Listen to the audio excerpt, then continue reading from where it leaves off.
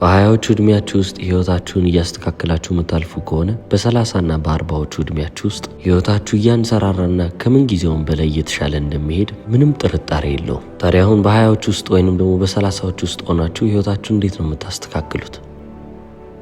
የመጀመሪያ የሚባለውን ምክር ብሰጣችሁ እናንተ የማትፈልጉትን ህይወት የሚኖርን ሰው ተመልክታችሁ ከዛ ሰው ምንም አይነት ምክር ልትቀበሉ አይገባም። ሰውን አትስሙ ስል የምሬን ነው። ህይወቴን ሲሪየስሊ ነው የምወስደው ወይንም ደግሞ እንደ ቁም ነገር እመለከተዋለሁ፣ በህይወቴ የሚያሰብኳቸው ትላልቅ ነገሮች አሉ ካላችሁና የምርም ደግሞ ትላልቅ ግቦችን ይዛችሁ የምትንቀሳቀሱ አይነት ሰዎች ከሆናችሁ እነዛን ግቦች ያሳኩትን ሰዎች መፈለግ አለባችሁ። እነዛ ሰዎች ደግሞ ምናልባትም ከዓለማችን ህዝብ 0.01% የሚሆኑት ይሆናሉ፣ አሊያም ደግሞ 1% ውስጥ የተካተቱ ይሆናሉ። ታዲያ እናንተ ምክርን እየተቀበላችሁና እያለፋችሁ ያላችሁት ግን 99 በመቶ ከሚሆነው የዓለም ህዝብ ነው። የራሱን ህይወት እንዴት መኖር እንዳለበት ከማያውቅ ሰው ምክርን ወስዳችሁ እንዴት ነው ህይወታችሁን ቀና ልታረጉት የምችሉት? ህይወታቸውን አባክነዋሉ፣ በዛ እድሜያቸው ላይም ደርሰዋሉ። ስለዚህ እናንተም የምትኖሩት ህይወት በእነሱ ምክር ላይ የተመሰረተ ከሆነ ህይወታችሁ ይባክናል። እኔ በህይወቴ ውስጥ ያደረግኩት ምርጡ ነገር ይሄ ነው ብሎ ይነግሯቸዋል። ነገር ግን እነሱ ምርጡ ነው ብሎ ያወሩት ነገር ለእናንተ ከምንም የሚቆጠር ነገር ላይሆን ይችላል። ነገር ግን ይህ የሰው ልጅ ባህሪ ነው። በቃ ሁሉም ሰው ያደረገውን ነገር ሌላ ሰው እንዲያደርግ ይፈልጋል። ስለዚህ ምክራቸው ሙሉ ለሙሉ እነሱ እኔ ያደረግኩት ይሄንን ነው እናንተም አድርጉ ብለው የሚናገሩት ይሆናል ማለት ነው። ታዲያ እናንተም ለእነሱ ግልጽ ሆናችሁ ይሄ ነው ግቤ፣ ይህንን ለማሳካት ነው እየተንቀሳቀስኩና እየሰራ ያለሁት ብትሏቸው ሪያሊስቲክ መሆን አለባችሁ ወይንም ደግሞ እውነታውን መሳት የለባችሁ። የማይሆን ነገር አትመኙ። እስቲ መጀመሪያ ከትንሽ ነገር ጀምሮ ይሏቸዋል። ያላችሁን ትንሽዬ የምትባሏን ገንዘብ እዚህ ቦታ ላይ አስቀምጧት። ህይወትን አንዴ ነው የምትኖሯት። ስለዚህ እድሜያችሁን አታባክኑ፣ ሀያዎቻችሁን በደንብ አድርጋችሁ ተዝናኑ እያሉ ይመክሯቸዋል። እነሱም የሚመክሯችሁ ምክር ከኖሩት ህይወት የሚመጣ ምክር ነው። ስለዚህ ጥሩ ስራ ፈልጋችሁ ተቀጠሩ። አንዴ ከተቀጠራችሁም በኋላ ከዛ መስሪያ ቤት እንዳትወጡ፣ በዛው እያደጋችሁ ታልፋላችሁ ይላሉ። አሁን ይህንን ስል ማንን እያመለከትኩ ነው? ምናልባትም የቅርብ የምትሏቸውን ቤተሰቦችንም እያመለከትኩ ሊሆን ይችላል። ገና ከልጅነታችሁ ተማሩ፣ ከተማራችሁም በኋላ በጥሩ ውጤት ተመረቁ፣ ከተመረቃችሁም በኋላ ጥሩ ስራ አገኙ እያሉ ይመክሯቸዋል። ምናልባትም የእነሱ ጊዜና የኛ ጊዜ መለያየቱን ልብ ቢሉትም ግን የቴክኖሎጂውን ለውጥ እያስተዋሉት ወይንም ደግሞ ልብ እያሉት አይመስለኝም። ስለዚህ የእነሱን ምክር በእነሱ ጊዜ የሰራውን ነገር ነው የሚመክሯቸው። እናንተም የራሳችሁን ሀሳብ ይዛችሁ ወደ እነሱ ስትሄዱ አይምሯቸው የእናንተን ሀሳብ ሙሉ ለሙሉ አይቀበልም ማለት ነው። ለምን? በእነሱ ዘመን አሁን እናረጋለን የምትሉትን ነገር ብታረጉ ኖሮ ሰርቫይቭ ልታረጉ አትችሉም፣ ወይንም ደግሞ እዚች ምድር ላይ እየኖራችሁ ልትቀጥሉ አትችሉም። አብዛኛውን ጊዜ ሰዎች ለእናንተ ምርጥ የሆነው ነገር እንመኝላቸዋለን ሲሏችሁ ትሰሙ ይሆናል። ነገር ግን እውነታውን ካላችሁ እነሱ ከእናንተ በታች መሆንን ነው የማይፈልጉት። ጥሩ እንድትሰሩ እኮ ይፈልጋሉ። ከእነሱ ተሽላችሁ የተገኛችሁ ቀን ግን የዛኔ ጸሎታቸው የሚሆነው የእናንተን ውድቀት መመልከት ላይ ነው። ስለዚህ ፕራክቲስ ዲሊበሬት ኢግኖረንስ ስላችኋለሁ። በቃ አስተውላችሁ ሆን ብላችሁ ሰዎችን ችላ ማለት ልትለምዱ ይገባል። የሚሉትን ነገር አታዳምጧቸው፣ አትስሟቸው እያልኩ አይደለም። አዳምጧቸው፣ ጥሩ ነው። ሀሳባቸውን ልክ እንደ ኤንተርቴይንመንት ውሰዱት። በቃ አይምሯችሁ ውስጥ ሰምታችሁ ኦኬ ብላችሁ ልታልፉት የሚገባ ሀሳብ ይሁን እንጂ ሲንኪኢን ሊያረግ አይገባም፣ ወይንም ደግሞ በእናንተ ውስጥ ሊቀር አይገባም። የምርም ምክር የምትፈልጉ ከሆነ እናንተ መኖር የምትፈልጉትን ህይወት እየኖረ ያለን ሰው ፈልጋችሁ ከዛ ሰው ምክር መውሰድ ትችላላችሁ። አዎ 1% የሚሆኑ ሰዎች ሊሆኑ ይችላሉ። ጊዜው ግን የቴክኖሎጂ ወይንም ደግሞ የኢንተርኔት ዘመን ስለሆነ እርግጠኛ ነኝ እነዛን ሰዎች ኦንላይን ማግኘት ትችላላችሁ። ምክራቸውንም መጽሐፎቻቸውንም ማንበብ ትችላላችሁ። አሁን ታዲያ የእነሱንስ ምክር ሙሉ ለሙሉ መውሰድ አለብኝ ወይ ካላችሁ አይ ሙሉ ለሙሉ ውሰዱት እያልኩ አይደለም። ኤንተርቴይን አድርጉት። ለእናንተ የሰራውን ውሰዱ፣ ያልሰራውን ተዉት። ሁለተኛው ነገር እናንተ ራሳችሁን የምታዘናጉባቸውን መንገዶች ተመልከቱና እነዛን መንገዶች ቶሎ ለማወቅ ሞክሩ። ሀያዎቹን እድሜዎቻችሁን በመጠጣት ከሴቶች ጋር በመዋል ወይንም ደግሞ ቀኑን ሙሉ በማውደልደል አሊያም ደግሞ ፊልምን በመመልከትና የተለያዩ ሱሶች ላይ ኢንጌጅ በማድረግ ልታሳልፉ ትችላላችሁ።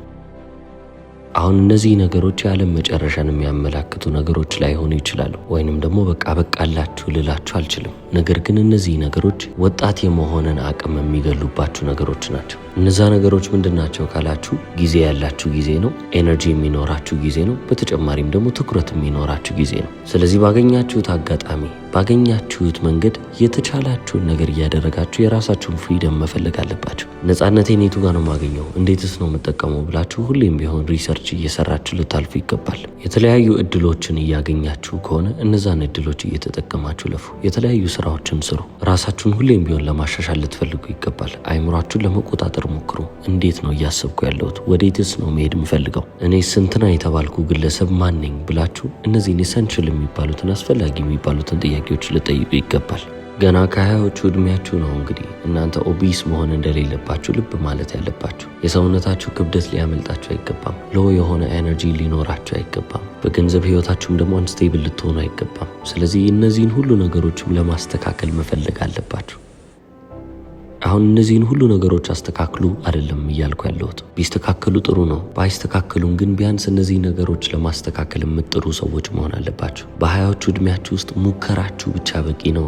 ምንም ነገር ሳታረጉ ግን ቁጭ ልትሉ አይገባም። ሙከራችሁ ቢያንስ ወደ ውድቀት ይመራችኋል። መውደቃችሁም ደግሞ ለእናንተ በጣም ጥሩ ነው። ምክንያቱም እየወደቃችሁ ባለፋችሁ ቁጥር ለእናንተ ነገሮች እያማሩላችሁ ይሄዳሉ። ምክንያቱም ከውድቀታችሁ የምትማሩት ነገር ይኖራል። ያ ትምህርትም ደግሞ እናንተን ቢውልድ እያረገ ወይንም ደግሞ እየገነባችሁ ይሄዳል ማለት ነው። ስለዚህ ዋናው ነገር ፌል እያረጉ መቀጠል ነው። አንዴ ውድቀት ሲያጋጥማችሁ በቃ እዚህ ጋር ይበቃል ብላችሁ ከመቆም ይልቅ አሁንም እንደገና እየሞከራችሁ ብታልፉ፣ በመንገዳችሁ ላይ አሁንም ውድቀት ያጋጥማችኋል። አሁንም በአዲስ መንገድ ስለወደቃችሁ አዲስ የምትማሩት ነገር ይኖራል። እነዚህን ሁሉ ስኪሎች እያዳበራችሁ ታልፋላችሁ። ስለዚህ በ20ዎቹ ዕድሜያችሁ ውስጥ ፓርቲ ማድረግ የለባችሁም፣ መጠጣት የለባችሁም፣ መዝናናት የለባችሁም እያልኩ አይደለም። እነዚህን ሁሉ ነገሮች ዲስትራክቲንግ ተብሎ የተያዙትን ነገሮች አድርጉ። ምክንያቱም በጊዜ እነዚህን ስህተቶች ከተሳሳታችሁ እነዚህ ነገሮች በህይወቴ እንደማያስፈልጉኝ ተገነዘብኩ ልትሉ እንደምችሉም ወቁ። ነገር ግን ዲስትራክሽን እየሆኑባችሁ በዚህ መንገድ እቀጥላለሁ ብላችሁ ከወሰናችሁ እንግዲህ የህይወታችሁን መጥፎ የሚባል ውሳኔ የወሰናችሁ ሰዎች ትሆናላችሁ። ነገር ግን ዲስትራክሽኖቻችሁን በጊዜ የተረዳችሁ ሰዎች ከሆናችሁ ግን በቃ እነዚህ ነገሮች አረጊያቸው ምንም እንዳልጠቀሙኝ ልብ ብያለሁ፣ ስለዚህ ህይወቴን መስመሬንም ላስተካክል ብላችሁ አዲስ የሚባለውን መንገዳችሁን ትከተላላችሁ ማለት ነው። ታዲያ ግን አዲስ መንገድን የምትመርጡት ምን ስታደርጉ ነው? እነዛን መንገዶች እንደ ስህተት ስትቆጥሩ ነው። እነዛ መንገዶች ደግሞ የተሳሳቱ መንገዶች የሚሆኑት መቼ ነው? እናንተ ግብ ይዛችሁ ወደዛ ግብ እየሄዳችሁ እንደሆነ ልብ ስትሉ። ግባችሁን አስተካክላችሁ የምትንቀሳቀሱ አይነት ሰዎች ከሆናችሁ ወደዛ ግብ የማይወስዳችሁ ማንኛውም መንገድ ለእናንተ ትክክለኛው መንገድ እንዳልሆነ ልብ ትላላችሁ።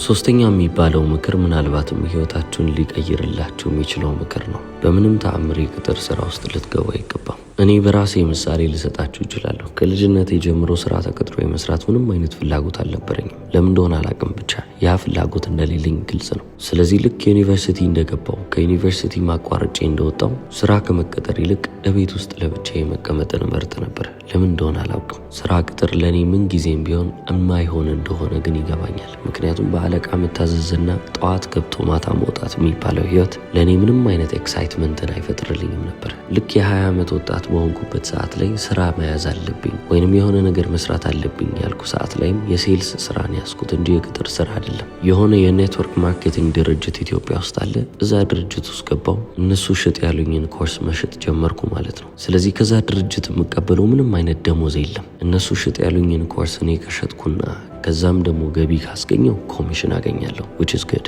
መሸጥ ካልቻልኩ ግን ምንም አይነት ገንዘብ ሳላገኝ ብዙ ጊዜያቶችም ሊያልፉ ይችላሉ ማለት ነው።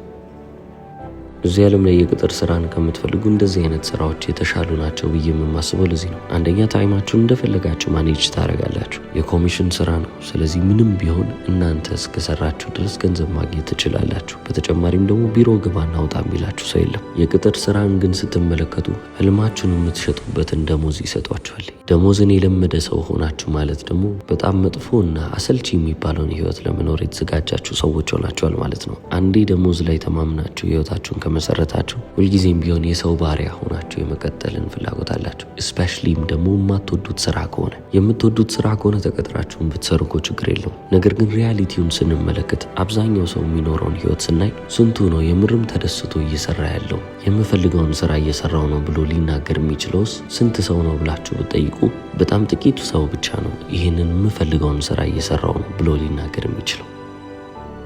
እኔ እንደነገርኳቸው የኔትወርክ ማርኬቲንግ ድርጅት ውስጥ ስገባ ለመጀመሪያ 3 ሳምንት በደንብ አድርጌ ሰርቼ ለ20 ዓመት ወጣት ጥሩ የሚባል ገንዘብ ሰርቼ ነበር። 21,000 ብር በጊዜው። እንግዲህ ይህ በ2021 ዓመተ ምህረት ነው እንግዲህ። ነገር ግን ከዛ 3 ሳምንት በኋላ ምንም አይነት ገንዘብ አልሰራውም ማለት ይቻላል። ለ2-3 ወር ያለምንም ገቢ ነበረ ስንቀሳቀስ የነበረው። ነገር ግን በነዛ ጊዜያቶች ውስጥ አትሊስት እነዛን የሚሸጡትን ኮርሶች እያጠናው እየተማርኩ እኔ ማን ነኝ? ዮምዮ አዳም የተባለው ግለሰብ ወዴት ነው መሄድ የሚፈልገው? በህይወት ማግኘት የሚፈልገው ነገር ምንድን ነው? ህይወት ለሱ ምንድነች? የሚለውን ጥያቄዎች እንዳለ መጠየቅና እነዛንም መልሶች መፈለግ የጀመርኩበት ጊዜ ነው። በጊዜው እሸጥ የነበረው ኮርስ የሰልፍ ዴቨሎፕመንታል ኮርስ ነበረ። ሰው ራሱን ሲያሻሽል ከምንድን ነው የሚጀምረው? በተጨማሪስ ይህንን የህይወት ለውጥ እንዴት ሊያገኝ ይችላል? ጥሩ የሚባል ህይወት የሚመራው እንዴት ነው? እነዚህን ጥያቄዎች የመለስኩባቸው ጊዜያቶች ናቸው። አሁን ከውጭ ለሚያይ ሰው ስራ ፈት ልባል እችል ነበረ፣ ወይንም ደግሞ በቃ ህይወቱን ሲሪየስሊ እየወሰደ ያልሆነ ሰው ልመስል እችላለሁ። ነገር ግን እነዚህ ጥያቄዎች መቼም ቢሆን እኔን የሚያስቀምጡኝ አይነት ጥያቄዎች አልነበሩ። ምንም ስራ ባልሰራም እነዚህ ጥያቄዎች ሁሌም ቢሆን አይምሮዬ ላይ እየተመላለሱ ነው። ስለዚህ መንገድ መፈለግ ነበረብኝ ማለት ነው። ይህንን ነገር ማሳካት መቻል አለብኝ። ይህንን ነገር መፈለግ አለብኝ። እንደፈለግኩ ነፃነቴን ተጠቅሜ የምፈልገውን ህይወት እንዴት ነው መኖር የምችለው የሚለውን ጥያቄ እየጠየቅኩ ራሴን ነፃ ለማውጣት ስሞክር ነበር። ለዚህ ነው ፍጹም ለመቀጠር ማልሆን ሰው ነኝ ብዬ ራሴን መመዘገበው። ገንዘብ ለማግኘት ብዬ ወይንም ደግሞ ራሴን ለመቻልና ራሴን ለማስተዳደር ብዬ ጠዋት 2 ሰዓት ገብቼ ቀን 10 ሰዓት ከስራ መውጣበት ምንም አይነት ምክንያት የለም። ያ ማለት የቀኔን 8 ሰዓት ለማልፈልገው ነገር ገበርኩት ወይንም ደግሞ ሰጠሁት ማለት ነው። ይህ ደግሞ እኔን እንደማይለውጠኝ አውቃለሁ። እነዛን 8 ሰዓታቶች እኔ እንዴት ነው ነፃ ልወጣ የምችለው እያልኩ ባስብ የተሻለ የሚባል ውጤትን ይዤ እመጣለሁ። አብዛኛው ሰው እንደዚህ በረጅም ርቀት ህይወቱን መመልከት ስለሚከብደው መሰለኝ የቅጥር ስራዎችን እየፈራ የማይመጣው። የቅጥር ስራ ኖርማል ሊመስል ይችላል። ነገር ግን እንደኔ አመለካከት ሱስ ከምላቸው ነገሮች ውስጥ አንዱ ነው። ህልማችሁን ያስረሳችኋል። ስቴቢሊቲን እንድትፈልጉ አስተማማኝና ወጥ የሚባልን ነገር ፈልጋችሁ እንድትቀመጡ የሚያደርጋችሁ ነገር ነው። በህይወት ደግሞ ትልቅ የሚባሉ ውጤቶችን ይዛችሁ መምጣት የምትፈልጉ ከሆነ ሪስክን መውሰድ አለባችሁ። ሪስክ ደግሞ አስተማማኝ የሚባል ነገር የለውም። በጣም ኤክሰፕሽናል የሚባል ውጤትም ልታገኙ ትችላላችሁ፣ ሙሉ ለሙሉ ልትከስሩ ትችላላችሁ። ስለዚህ አሁን ዋናው ነገር እናንተ ፎከስ የምታደርጉበትን ነገር ለይታችሁ ማወቅ ነው። አብዛኛውን ጊዜ ልብ የምትሉትና ትኩረታችሁን የምታስቀምጡበት ነገር አስፈላጊና እናንተ የምትፈልጉት ነገር ላይ ከሆነ እንግዲህ እናንተ የምትፈልጉትንም ውጤት ይዛችሁ ትወጣላችሁ። ነገር ግን የማይረባ ነገር ላይ ትኩረታችሁን አድርጋችሁ ቀኑን ሙሉ እዚህና እዛ እያላችሁ የምትሉ ከሆነና አይምሯችሁን ተቆጣጥራችሁ ሊድ ማድረግ የማትችሉ ከሆነ እናንተም የባከነ ህይወት ይጠብቃችኋል ማለት ነው። የ20ዎቹ እድሜያችሁ በጣም ትሪኪ ሊሆን ይችላል፣ ወይንም ደግሞ የሚያታልላችሁ ሊሆን ይችላል ብዬ የማስበው ለዚህ ነው። 30ዎቹና 40ዎቹ ውስጥ ከገባችሁ ብዙ ኃላፊነቶች አሉ። ትዳር አለ፣ ልጅ አለ። ስለዚህ እንዳሰባችሁት አይነት ሪስክ ልትወስዱ አትችሉም። ለዚህ ነው ገና በ20ዎቹ ምንም አይነት ሬስፖንሲቢሊቲ በሌላችሁ ጊዜ ላይ ሪስክን መውሰድ አለባችሁ፣ ያቺን አደጋ መጋፈጥ አለባችሁ ምለው። እኔ ያንን የኔትወርክ ማርኬቲንግ ስራ ከተውኩ በኋላ ለጥቂት ጊዜያቶች ቤት ውስጥ ቁጭ ብዬ ነበር። እዛ ድርጅት ውስጥ ከመስራት ወጣው። አሁንም ነፃ የሚያደርገኝን ነገር መፈለግ አለብኝ አልኩ። ምንም ጠቃሚ የሚባል ነገር አልሰራም። ጠዋት እነሳለሁ። ስለዚህ ጥያቄ ብቻ አስባለሁ። ምንድን ነው ማድረግ የምፈልገው? ወዴትስ ነው መሄደው? ጎል ብዬ ያስኩትስ ነገር ምንድን ነው? እነዚህን ሁሉ ነገሮች አስብና አጀንዳዬ ላይ እየጻፍኩ አልፋለሁ። እኔ በዛን ጊዜ አጀንዳዬ ላይ ቁጭ ብዬ የ21 ዓመት ልጅ ነኝ። እንግዲህ በዚህ እድሜ ምን ያህል ገንዘብ ፈልጋለሁ? ምን ያህል ገንዘብ ባገኝ ነው ስለ ገንዘብ ላላስብና ዘና ልል የምችለው ላለሁ? ያው የልጅነት አይምሮ ነው። 40 ሺህ ብር በቂ ነው ብዬ ወሰንኩ። ከዩኒቨርሲቲ አቋርጬ የወጣው ሰው ነኝ። ዲግሪ የለኝም። ስለዚህ እንደማልቀጠርም አውቀዋለሁ። ስለዚህ በሌላ መንገድ ያንን ገንዘብ ማምጣት አለብኝ። በጊዜው 40 ሺህ ትልቅ የሚባል ገንዘብ ነው እንግዲህ። ስለዚህ ያንን ልብ እያልኩ በቃ እንዴትም ላመጣው አልችልም፣ ግን ደግሞ የምፈልገው 40 ነው። ጆርናል ሳረግ የምጽፈው ደብዳቤ ለአምላኬ ስለሆነ ምናልባትም ካልቻልክ ቢያንስ በወር 30 አታሳጣኝ ብዬ ጽፋለሁ። ታትስ ኢት። ስለዚህ ቀኑን ሙሉ ውሎዬ ማለት ይቻላል እቺ ፍሪደም የምትባለዋ ነገር ላይ ነበረች። ከዛ ነው እንግዲህ 2022 ኖቬምበር ወር ላይ አጋጣሚ በሚመስል ሁኔታ ዩቲዩብ የተባለውን ነገር ልስራ ብዬ የጀመርኩት። ኢንትረስቴ ምንድን ነው አልኩ። ሰልፍ ኢምፕሩቭመንት እና ሞቲቬሽናል ኮንተንቶችን በጣም ብዙ ጊዜ ኮንሱም ማድረግ ነበረ። ስለዚህ ደስ የሚያሰኘኝ የምወደውን ኮንተንት ስለሆነ ይህንን ልስራ ብዬ ጀመርኩ። የዛኔ ከዩቲዩብ ምን ያህል እንደሚገኝ ምንም የማውቀው ነገር የለም። ምን ኤክስፔክት ማድረግ እንዳለብኝ አላውቅም። ዝም ብዬ ጀመርኩት። ይህንን መንገድ ከጀመርኩ 2 ወራት በኋላ ከኖቬምበር 2022 ወደ ጃንዋሪ 7 2023 ዓ.ም ስሸጋገር በዛች 2 ወር ውስጥ ይህ የምትመለከቱት ቻናል ሞኔታይዜሽን ደረሰ ማለት ነው። የመጀመሪያ ክፍያዬንም ከዩቲዩብ የተቀበልኩት ማርች 23 2023 ዓ.ም ላይ ነበረ። አስታውሳለሁ ወደ ዳሽን ባንክ ሄጄ የተከፈለኝን የመጀመሪያውን ደሞዝ ሳወጣ የተሰማኝ ደስታ ትልቅ ነበረ። የጠየኩት ለ40 ሺህ ብር ነበረ። የመጀመሪያ የሚባለው ደሞዜ ደግሞ 55 ሺህ ብር ነበረ። ለ22 ዓመት ወጣት እንግዲህ በዛ ጊዜ በወር 55 ሺህ ማግኘት በጣም ትልቅ ነገር ነበረ። ከዛ ጊዜ ጀምሮ ነው እንግዲህ ከቤተሰብ ትከሻ ላይ መውረድ የቻልኩት። ነገሮችን ራሴ በፈለግኳቸው መንገዶች ጊዜን እኔ በፈለግኩት መንገድ እየተጠቀምኩ የምፈልገውንም ያህል ገንዘብ እየሰራው ያለፍኩት ማለት ነው። ስለዚህ አሁን እኔ ስለ ራሴ ህይወት የመናገር ፍላጎት ኖሮኝ አይደለም። ነገር ግን ህይወትን ኢንቴንሽናሊ ለመኖር ከሞከራችሁ፣ አስባችሁ አቅዳችሁ የምፈልገው ነገር ይሄ ነው፣ ከዚህ ነገር ውጭ ምንም ነገር አልፈልግም ካላችሁ ያቺን ነገር ማግኘታችሁ አይቀርም። የዛሬ 4 እና 5 ዓመት በፊት ቆማችሁ ዩቲዩበር ትሆናለህ፣ ዩቲዩብ ላይ ኮንተንት ክሪኤት ታደርጋለህ ብላችሁ ብትነግሩኝ ስቄ የማልፍባችሁ አይነት ሰው ነበርኩ። ለዚህ ነው አጋጣሚ በሚመስል ሁኔታ ራሴን እዚህ ጋር አገኘሁት ያልኳችሁ። ምንም ነገር አጋጣሚ አይደለም። ሁሉም ሰው የጸሎቱን የዘራውን ነገር እያጨደ እንጂ።